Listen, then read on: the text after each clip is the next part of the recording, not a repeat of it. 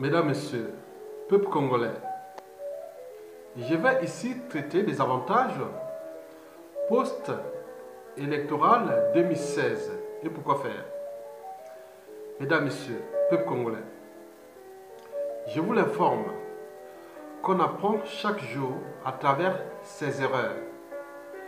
Sans nos erreurs, nous ne pourrons pas nous transformer, ni même innover, et encore moins avancer. On parle souvent de critique, parce que la critique est la matière qui transforme nos erreurs. On parle de critiques littéraires, de critiques gastronomiques, artistiques, de critiques littéraires, philosophiques. Eh bien oui, celui ou celle qui n'accepte pas la critique n'avancera jamais. La critique aiguise non seulement l'intelligence, mais l'éveil de conscience, qui pour moi, la conscience doit être au-dessus de l'appartenance. Et donc, ce que je définis comme ma liberté de conscience. En mon âme et conscience, je me rends compte qu'il y a eu quelque chose qui n'a pas marché, qui n'était pas bien. Et donc, la critique est souvent là. Donc, on apprend à travers ses erreurs. Donc, ce hold-up électoral de 2016, je le place du point de vue positif. Et pourquoi? Parce que c'est ce que je vais vous démontrer. Au cœur des enjeux, c'est éviter la récurrence des mêmes erreurs. Reprendre tout le temps les mêmes erreurs, on dit que ça ne va pas. D'ailleurs, Albert Einstein l'avait pourtant dit en son temps. La folie, c'est répéter tout le temps les mêmes erreurs, qu'on croit obtenir des résultats différents.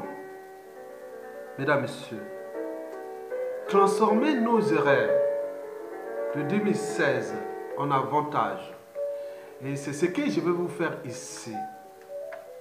Mesdames, Messieurs, peuple congolais. La première erreur à transformer en avantage post-électoral 2016 est la suivante. Le fameux pacte IDC FOCAD 3M. Ça a commencé d'abord par le FOCAD, puis arrivé IDC, et puis JM3, ils se sont associés. Mais savez-vous que ce fut un piège, athlétisme? Parce que déjà, en souvenir de 1992, quant au deuxième tour des présidentielles, et c'est là que Sassou Nguesso s'associait avec Pascal Lissouba, le fameux pacte PCT-UPADS. Et vous avez vu les conséquences par la suite. En 2016, on reprend les mêmes erreurs. On fait le pacte IDC FOCAD JM3. Et vous connaissez les conséquences. Donc, en réalité, ces pactes que je interprète ici comme des noyaux d'uranium, le noyau d'uranium 236 ou 238 est lourd. Il est au milieu là, il est lourd. Mais il est instable. Une structure instable est facilement pénétrable. Ça veut dire que si vous bombardez seulement un proton sur le noyau d'uranium, ça crée une énergie colossale qu'on appelle l'énergie nucléaire ou la bombe atomique. Et si on essaie un peu de transposer ça à l'échelle au niveau d'une organisation, qu'elle soit entreprise, État ou association, mais quand vous avez une structure instable, quand vous mettez un trait au milieu, bombardez un trait au milieu, pouf, ça s'éclate facilement. Un complice autre, ça s'éclate. Alors qu'une structure compacte, c'est très difficile de casser le noyau d'une structure compacte. Mais alors qu'une structure instable, c'est facile de... Donc, le pacte PCT-UPADS fut une structure instable, comme le noyau d'uranium. Et d'ailleurs, le pacte IDC FOCAD de 2016. Et pourquoi? Parce que ces pactes IDC FOCAD ou même PCT-UPADS ne représentaient ni des convictions politiques de ses représentants ou de ses membres, ces pactes ne représentaient pas des convictions politiques de ses membres, ni des courants de pensée. On parle même d'utopie. N'oubliez pas, ça ne représentait ni d'ailleurs le sens collectif de l'intérêt général. L'intérêt général en 2016, c'était Sassou Dégage. On crée un bloc compact pour faire partie Sassou Nguesso. Et souvent, on a mis des traites qui sont passées. On a mis Kolela à l'intérieur, on a mis Tchati Mabiala à l'intérieur, on a mis plein de gens comme pouf. Ça s'est exposé. Et donc, il faut le dire que ces pactes, les gens qui étaient membres, qui étaient là, n'avaient pas le sens de l'intérêt général, l'intérêt du peuple, et encore moins de l'exercice du pouvoir. Au cas où ils seraient aux affaires pendant cette période de 2016, vous avez vu en 1992, ils ont été aux affaires. Vous avez vu l'athlétisme. Dès 1993, ça a commencé à chambouler. 93, 94, jusqu'au coup d'État militaire et avec des pertes humaines. Et là, en 2016, pareil, on est arrivé sur l'athlétisme et après, le terrorisme d'État dans le pôle, on a massacré les gens et ils sont là. Il est arrivé une crise sociopolitique, socio-économique, humanitaire, un pays en ruine, en train de devenir une poudrière et tout cela, l'opposition politique à la dérive, et comme si dans un pays qui est à la dérive, où il y a minimum de conditions sociales, comment une opposition ne peut pas être forte dans un moment où le régime est aux abois. Mais qu'est-ce qui se passe de cette opposition politique? Donc vous avez compris la structure d'uranium. Elle est là. Donc tout est éclaté. D'ailleurs, ce pacte IDC-FOCAD, GMT n'existe plus. C'est une coquille vide. Cette organisation est obsolète. Bon, donc, elle fut donc un piège à traiter et des intérêts particuliers, c'est-à-dire les ambitions personnelles des uns et des autres, déjouant le sens de l'intérêt général. En réalité, ils auraient roulé les uns et les autres dans la farine, dans le pied du dictateur. Donc, ils avaient des ambitions personnelles, des agendas cachés, et autre, c'est là, on le voit. Deuxièmement, dans ces pactes, c'est le problème des intérêts partisans. Quand ils venaient là, comme nous sommes dans une mosaïque de tribus, chacune avec ses intérêts particuliers partisans, et d'autres voulaient montrer à leur électorat qui ne représente ni des courants de pensée autres, c'est qu'une majorité ethnique, tribale. Donc montrer que je suis là dans les choses, vous allez voter en ensemble, si je prends le pouvoir en ensemble.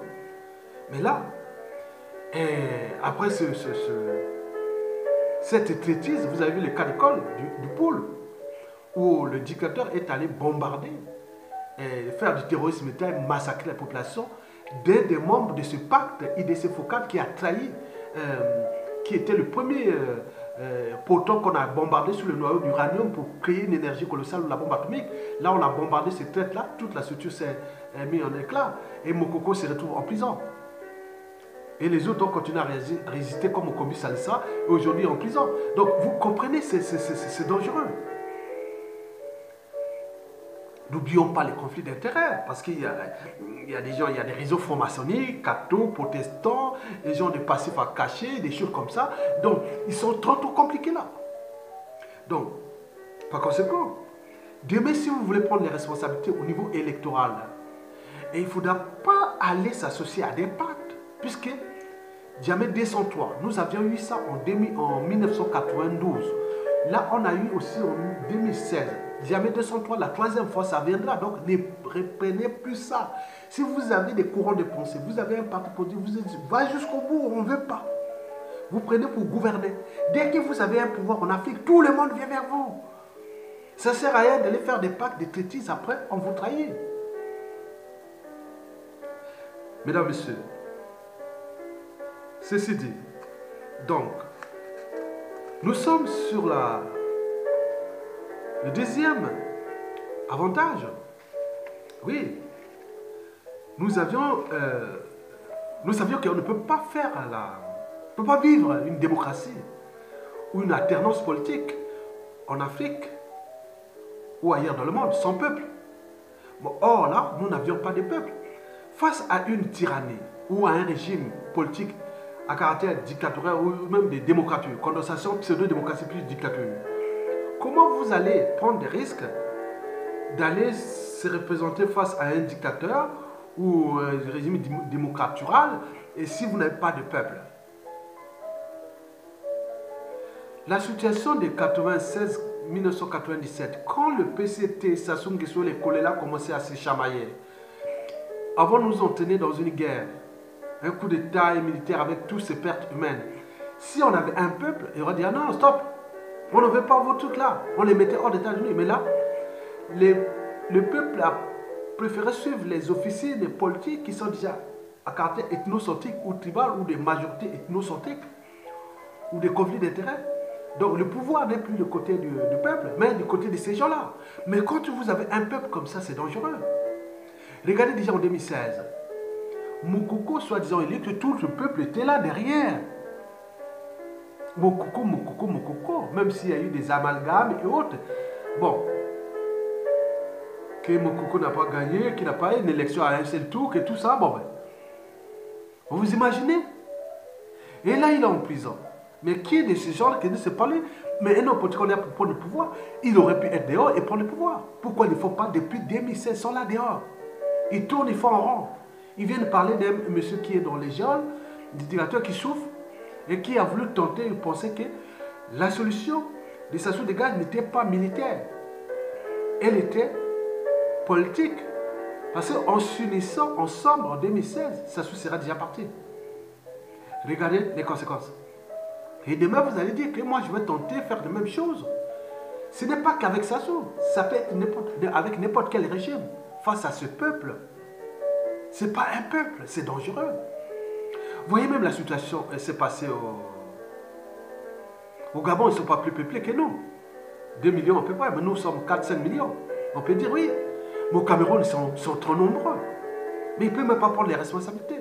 Regardez ce qui s'est passé en République démocratique du Congo. Nous sommes des Bantous. Donc on comprend la nature de ce peuple-là.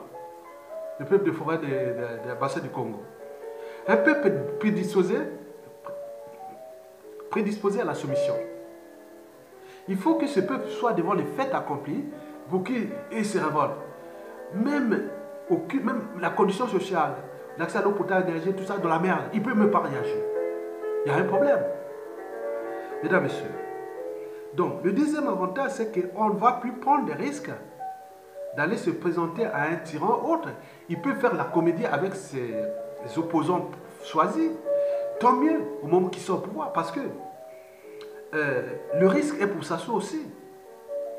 Parce qu'avec ce peuple-là, Sassou n'est pas éternel, il est arrivé par les erreurs que je vous ai précitées. Mais d'ici peu de temps, d'ici quelques mois, peut-être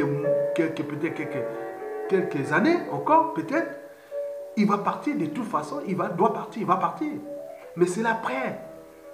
Je parle au clan de Sassou Nguesso, aux enfants, Mboshi et tout le monde. Regardez ce que ce peuple-là vous avez fait à ce peuple-là du nord au sud.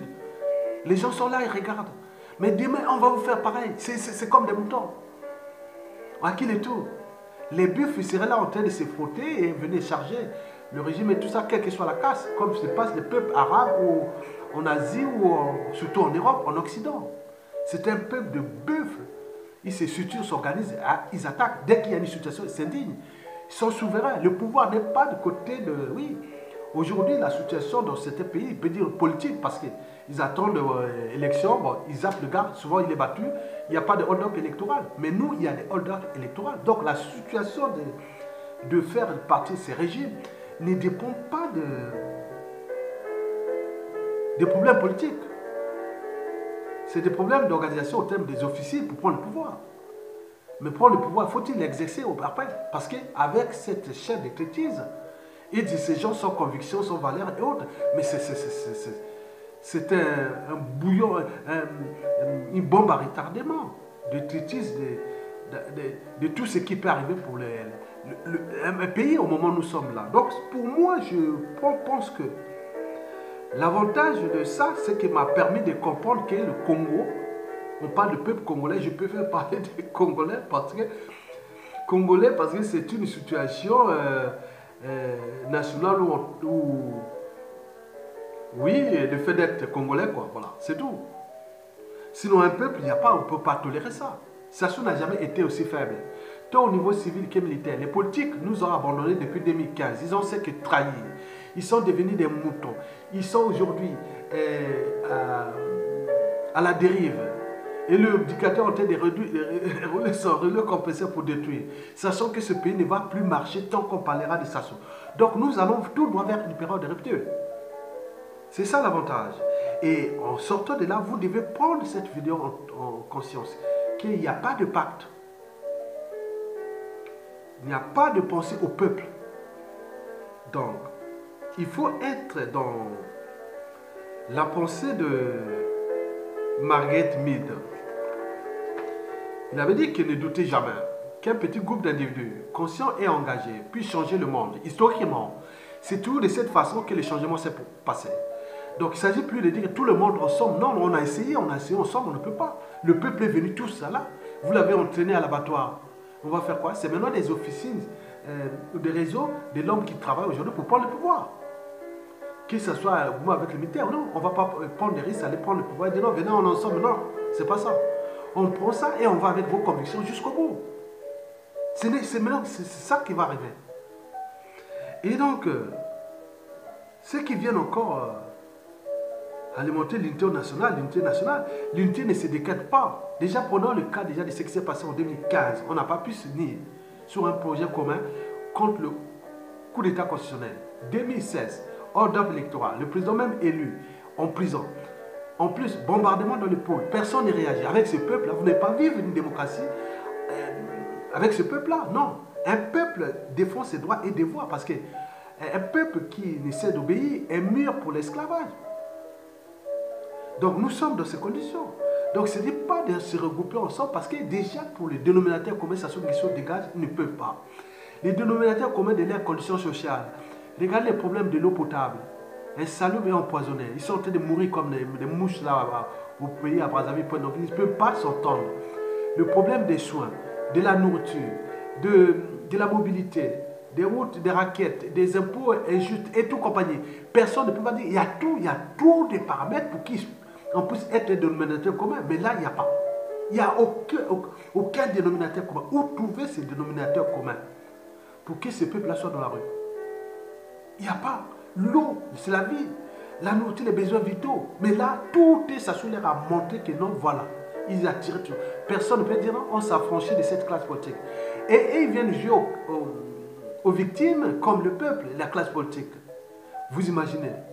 Donc, chez nous, ça nous a permis, ce hold-up électoral a permis aux uns et aux autres, aux gens qui sont initiés, qui sont avertis, qu'il faut faire attention. Ça a permis de comprendre les uns et les autres. Ces hommes politiques et tout ce qui était là. Malgré avec tout historiquement, tout ce qui est parti déjà avant 2015. Quand on parlait du problème du nord, du sud, autres, tout, non. Maintenant là, on comprend que c'est un système. C'est une oligarchie politico-affairiste qui est en train de détruire un pays. Et qu'ils n'ont pas repensé les modèles politiques, économiques et autres. Ils n'ont ni créé de richesses. Et donc, tout est dans la merde. Un pays qui attend le FMI. Et donc, vous voyez comment tout s'enfonce. Et ça va s'enfoncer. Et c'est très bien comme ça. Parce que de cette ruine naîtra de nouveaux esprits nouveaux. Et donc, les gens qui se préparent dans les réseaux de l'homme pour prendre le pouvoir, vous pouvez le faire. Aujourd'hui, il ne faut pas compter sur le peuple. Alors, vous pourrez faire vivre la démocratie au Congo, qui sera certainement une démocratie indirecte, pas au suffrage direct à l'échelle nationale, mais direct à l'échelle locale, où il y a des tribus, ces problèmes de tribus entre vous. Maintenant, votre pouvoir, vous allez déléguer à quelqu'un qui va voter un président de la République de façon de suffrage indirect, dans une convention nationale où il y a des délégués venant de chaque tribu. Et à ce moment, nous aurons un président de la République sur dossier, sur critères et autres. Et le Premier ministre, comme un chancelier ou autre, bon, il sera là sur dossier aussi. Et donc, des choses comme ça qui seront mises en place en tenant compte de nos réalités. Parce que ça ne sert plus à rien d'aller exciter les gens pour une élection présidentielle au suffrage direct où les uns et les autres ne souhaitent pas quitter le pouvoir. Ils ne connaissent pas les sens de l'intérêt général. Ils ne connaissent pas les barrières de la raison. Ils ne connaissent pas rien du tout. Le respect des règles communes et tout. Donc, pour ça, il faut aller au bas. Donc, nous allons arriver à là. Donc, ça va se passer dans une période de transition. Et donc, cette transition, si nous voulons récupérer ce pays, il n'y a que cette transition. Cette transition de la restauration de ce pays, qui va se passer autour d'un président de transition, gouvernement de transition, assemblée constitution de transition, haut conseil de transition, et puis le règlement intérieur avec les administrations, les institutions nouvelles, et qu'il faut repenser et tout ça, ensemble. Dans une période de travaux de 5 ans ensemble, pas de partis politiques. Même si vous êtes en politique, on vient d'abord travailler en tant que citoyen. On vous donne des missions et autres. Vous ne pouvez pas, voilà, vous n'êtes pas capable, on vous. Donc on va se montrer comme ça. Et donc, c'est ça l'enjeu. À défaut, si on ne peut pas, ceux qui organisent leur agenda caché, avec attendant que Sassou Nguesso tombe, qu'on va faire les trucs, vous allez vous retrouver dans la situation de l'Issouba puissance 10 ou de ce qui s'est passé là après. Dans un pays qui va devenir ingouvernable, une poudrière. Et la faute, c'est au parti vous, depuis 1991 à nos jours. Et que beaucoup de gens qui luttent dans les réseaux de l'homme pour faire partie de Sassou Nguesso n'ont pas été là. Et vous êtes là en train de chercher à cacher vos passifs. Parce que vous êtes quand même quelque part impliqué de 97 à nos jours. Et beaucoup font ce jeu avec Sassou, sous prétexte d'opposants. Et donc ça commence à bien faire. Et donc nous devons comprendre ce jeu de rôle-là. Donc je dis que l'avantage est là. Donc vous avez compris l'histoire des pactes. Ça ne sert à rien. Deuxièmement, parler de démocratie avec ce peuple-là, il ne faut même pas tenter. Vous allez vous trouver dans la merde. Comme les autres sont dit, beaucoup sont morts, assassinés, empoisonnés. D'autres sont en prison. D'autres sont maintenant en exil. Certains sont enterrés comme des rats. Et d'autres, beaucoup déclassés. Allez prendre les risques de défendre un dictateur pour se retrouver dans ces conditions où tous les pays, même au niveau de toutes les familles, sont de la merde. Il y a un problème. Prenez votre responsabilité civile ou militaire. Il n'y a pas de politique. Vous pouvez devenir un civil ou un militaire, vous pouvez devenir un homme politique important. Jerry Rawlings fut un militaire, non? C'est un militaire qui a transformé le Ghana en démocratie, non? Donc, au Congo, il y a des gens qu'on peut penser comme ça, un militaire prend le pouvoir, il y a des matières grises qui est là, on transforme ce pays-là. Et oui, donc on a échoué parce qu'il ne faut pas tenter la politique. La politique électorale et autres, ça ne sert à rien. Tant que ça soit là. Et on va les laisser partir jusqu'à détruire ce pays si nous ne prenons pas notre responsabilité. Le reste, c'est un problème d'officine des réseaux de l'homme. On sait que Sassou ne va pas partir par le dialogue ni par les trucs politiques, puisqu'on leur a envoyé des lettres de rappel et tout compagnie pour avancer de manière noble, mais on n'en veut pas parce qu'il sait bien que ce qu'il a vécu de 1991 à 1997, ça l'a marqué. Il ne veut plus vivre ça. Étant donné que les générations ont changé, donc il peut être puni sévèrement. Et les clans à côté, mais lui, il sacrifie aussi son clan, sa famille et autres. Parce qu'avec un peuple comme ça, quand Sassou Nguesso va tomber là, mais attendez, si vous n'avez pas les gens civilisés pour mettre la transition, et vite fait, pourquoi on fait les trucs, mais on est un noble, légitime, on protège les biens des personnes, les quartiers sacrés de la vie humaine, on protège tout le monde, on règle ça du point de vue du droit, de la justice et des devoirs de mémoire et autres. Si on ne trouve pas, on va se retrouver avec un Sassou Nguesso puissance 10, 100 autres, qui va certainement faire du mal à autres, parce que c'est pas que l'après Sassou Nguesso immédiatement. Il y a des choses qui peuvent arriver sur ces gens-là d'ici 30, 40, 50 ans. Parce qu'on ne sait pas ce qui est dans la tête de ces gens-là qui ont subi des brimades d'humiliation. Oui, brimades d'humiliation, des contentieux historiques, des règlements de comptes, et tout ce qui se rentre dans la tête des jeunes là. Ce n'est pas un malade mental qui va prendre le Congo d'ici 20 ans. Ils sont encore vivants. Donc nous voulons traiter les crises de demain et commençons maintenant. En traitant d'abord la transition vite fait. Donc nous devons nous unir sur un dénominateur commun. Civils et militaires, zapper la classe politique, zapper cela. Nous allons pouvoir construire. Si ces classes politiques ils peuvent attendre 5 ans, et ils reviendront quand on a réformé les institutions nouvelles pour venir faire les partis. Mais là, ça sera la priorité entre civils et militaires. Qui veut réformer ce pays, on va ensemble. Point barre. Je vous remercie.